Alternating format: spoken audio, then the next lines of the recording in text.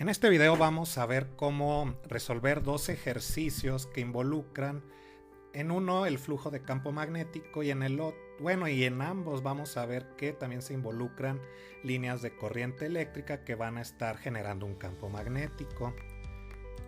El primero tiene que ver con esta situación que se puede ver aquí en el dibujo.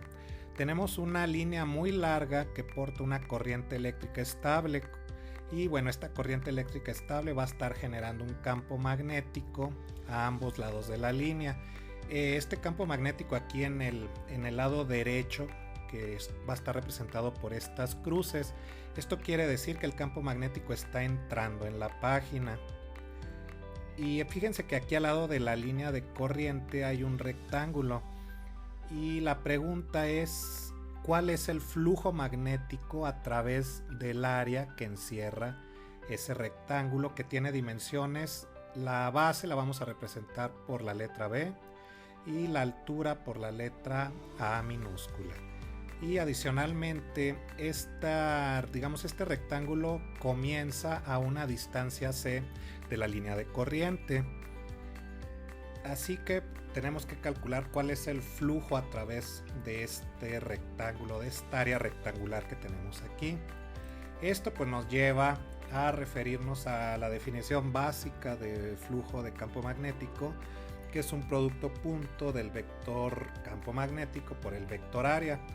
Recuerden siempre que el vector área es un vector perpendicular a la superficie que estamos utilizando para calcular este flujo. Sí, esa es la definición estándar del vector área, un vector perpendicular a la superficie. ¿Cuál es la magnitud de ese vector área? Pues es la magnitud del vector área es el área de esa superficie. En este caso sería el área del rectángulo que se ve en la figura. Bueno, también vamos a necesitar calcular un campo magnético. El resultado básico del campo magnético para una línea muy larga portadora de corriente es este resultado que te muestro aquí, que es μ0i sobre 2πr, donde r es la distancia del punto donde nos interesa calcular el campo magnético a la línea de corriente. Por ejemplo, si quisiéramos aquí en este rectángulo calcular el campo magnético en este punto, pues la distancia de la línea a este punto sería C. Ese sería un ejemplo de cómo utilizar este resultado para el campo magnético de una línea muy larga de corriente.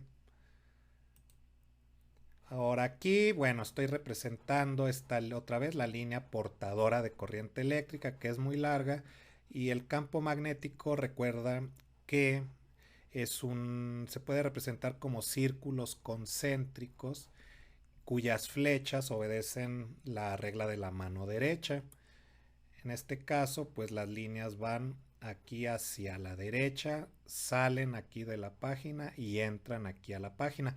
Por eso estoy poniendo aquí una cruz, que es la situación que tenemos en la figura anterior. Ahora, este es el rectángulo.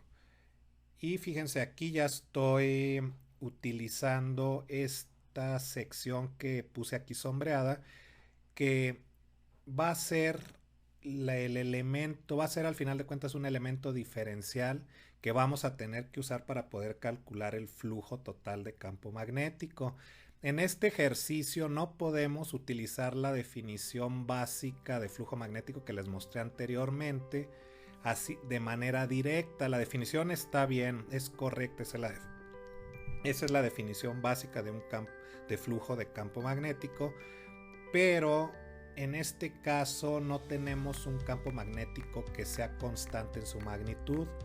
Es decir, si se fijan bien en la figura, conforme se van alejando hacia la derecha de la línea de corriente, la intensidad del campo magnético va a ir disminuyendo porque están más lejos. Y acuérdense que la intensidad del campo magnético depende de la distancia a la línea de corriente. Entonces, entre más lejos estén de la línea de corriente, menor va a ser la intensidad del campo magnético. Es por eso que vamos a tener que usar un elemento diferencial de este tipo, es decir, vamos a tener que usar diferenciales de área.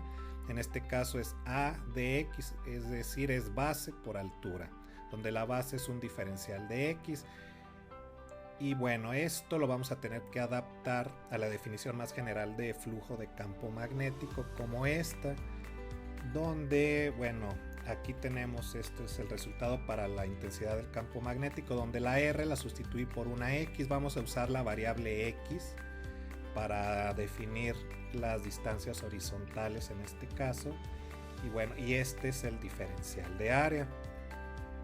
El producto punto, al final de cuentas, se convierte en un producto de dos escalares porque el campo y el vector área son paralelos, ambos apuntan en el mismo sentido.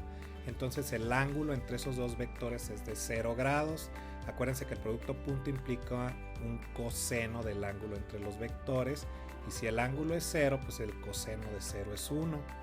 Es por eso que al final nada más queda el producto de las magnitudes de ambos vectores. Aquí están esas magnitudes, y es lo que nos va a permitir de simplificar la integral y que sea más sencillo hacer este cálculo. Aquí continúo ya con la integral. Aquí ordeno algunos términos, nada más paso, todo esto son constantes. Esta es la variable, va a ser la variable de integración. Entonces aquí ya saco lo que es este coeficiente constante de la integral, y el límite de integración hay que tener cuidado. Aquí va a ser de C a C más B. Esto otra vez de la figura de cómo está ubicada esta espira rectangular respecto a la línea de corriente. La integral, esta integral de x sobre x es un logaritmo natural de x que hay que evaluarlo de c a c más b. Al hacer esta evaluación, pues tenemos esta diferencia aquí de logaritmo natural de c más b menos logaritmo natural de c, lo cual se puede reescribir como logaritmo natural de c más b sobre c. Y a la vez podemos reescribirlo de esta manera, y este sería el flujo de campo magnético a través de la espira de corriente.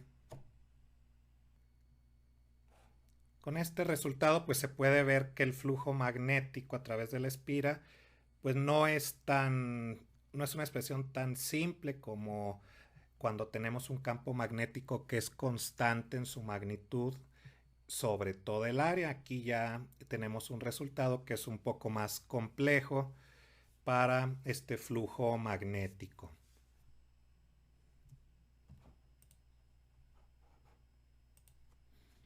Ahora, tenemos otra situación donde vamos a considerar 4 cables portadores de corriente eléctrica. La corriente eléctrica la estoy representando con cruces. Esas cruces lo que significa es que la corriente eléctrica en cada uno de esos cables entra a la página. Los 4 portan la misma corriente eléctrica, ¿sí? Y la pregunta es, ¿cuál es el campo magnético en el centro del cuadrado que forman estos 4 cables? Este cuadrado vamos a asignarle dimensiones de A por A. A minúscula por A minúscula. Y queremos saber cuál es el campo magnético total aquí en el centro del cuadrado que forman en esta distribución. Si vemos de lado, tenemos esto de aquí. 4 cables muy largos que portan cada uno de ellos la misma corriente eléctrica. Al portar corriente eléctrica ya sabemos que se está generando un campo magnético en torno a estos cables portadores de corriente eléctrica. Y bueno, vamos a poder usar resultados que ya conocemos para calcular el campo magnético aquí en el centro de la distribución. Esto sería un esquema de cómo se vería ese campo magnético para cada uno de los cables. En el centro puse un diagrama con el eje X, el eje Y para podernos orientar. Y fíjense cómo en torno a cada uno de los cables hay aquí líneas de campo magnético. Estos son pues los círculos concéntricos que ya conocen, se van extendiendo hacia afuera. e inevitablemente uno de esos círculos va a pasar por este punto que está en el centro del cuadrado. Ahora cada cable pues va a tener un círculo que pasa por este punto. Y fíjense cómo aquí puse 4 flechas. Cada una de esas flechas representa el campo magnético generado por uno de los cables. Por ejemplo, esta flecha corresponde a este cable. Esta flecha corresponde a este cable. No, esta flecha corresponde más bien a este cable de aquí. Esta corresponde a este de aquí. Y esta corresponde a este de aquí. Lo que nos interesa aquí más que nada es ver cómo es la simetría. Estos 4 flechas son 4 vectores. No olviden que el campo magnético es un vector. Entonces, si queremos saber el campo resultante aquí en el centro, pues vamos a tener que sumar estos 4 vectores. Y sabemos en general que para una línea muy larga portadora de corriente, este es el resultado para la magnitud del campo magnético.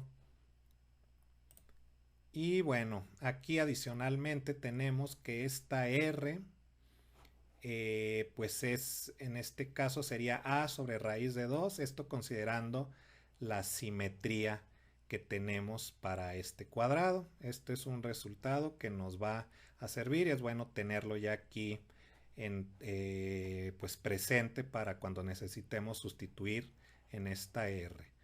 Sin embargo, aquí, dada la simetría, el resultado es que en el centro de este cuadrado el campo magnético es 0. ¿Por qué? Porque las componentes se van a cancelar una con la otra. Entonces, al final de cuentas, en el centro no va a haber ningún campo magnético. Eso debido pues a la simetría que tenemos. Una, la simetría del cuadrado, y otra, que las 4 corrientes que circulan por los cables, las 4 van hacia adentro de la página, y eso pues nos da una simetría adicional que hace que tengamos esas 4 flechas y se cancele todos los vectores en el centro. Ahora, vamos a ver qué sucede si introducimos un cambio en el mismo cuadrado.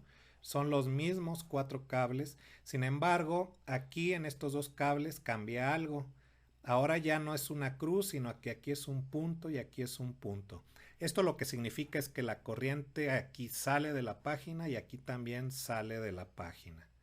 Esto cambia la simetría. Si bien seguimos teniendo un cuadrado de A por A, las corrientes ya no son simétricas en cuanto al sentido que llevan en uno de los 2 cables y en los otros 2 cables, dos a la izquierda y 2 a la derecha. Y eso se puede ver aquí. Fíjense ahora cómo se ven los vectores campo. Ya no son las 4 flechas simétricas, sino que aquí ya hay 2 que apuntan hacia la izquierda y 2 hacia la derecha. Sin embargo, todas apuntan hacia abajo. Esto ya nos comienza a sugerir algo respecto al resultado. Lo primero es que el resultado no va a ser 0, porque las 4 flechas apuntan hacia abajo.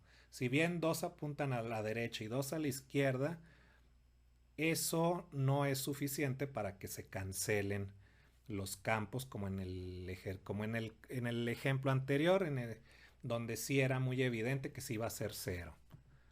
Entonces lo que tenemos que hacer es ahora sí aplicar el resultado para una línea muy larga con corriente eléctrica, y para cada campo magnético pues tenemos que expresarlo vectorialmente como lo muestro aquí, y yo estoy usando un ángulo de 45 grados con estas características de aquí, y es lo que estoy expresando aquí. Fíjense que los signos se van alternando. Bueno, aquí es positivo o negativo, aquí los dos son negativos, en el que sigue es negativo negativo y en el que sigue positivo negativo. Este positivo negativo corresponde por ejemplo a este.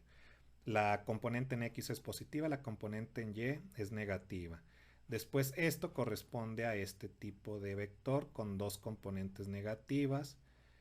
y tenemos 2 de cada uno. Si se fijan, se van a cancelar las componentes horizontales.